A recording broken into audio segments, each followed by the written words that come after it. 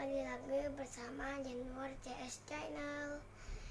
Kembali lagi untuk penghargaan pilkada ini.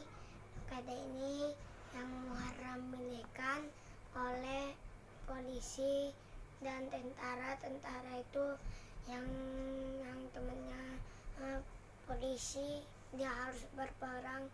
Tidak ada yang bisa dikalahkan oleh musuh-musuh ke Muharram. Muharram itu baik dan tak dikalahkan sama musuh-musuh.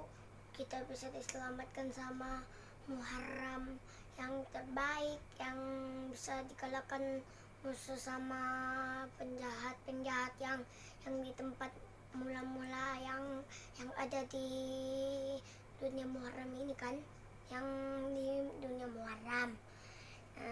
Dipolisikan kita harus jaga jarak dan cuci tangan.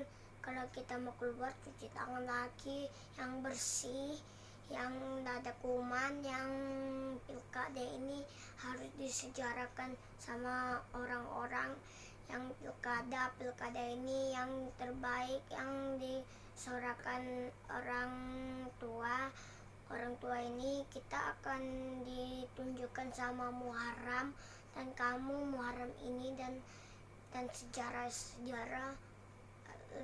relawan, dan kamu ini relawan ini yang ditunjukkan oleh Muharram yang terbaik, yang oleh kita bikin semua baik-baik. Dan polisi yang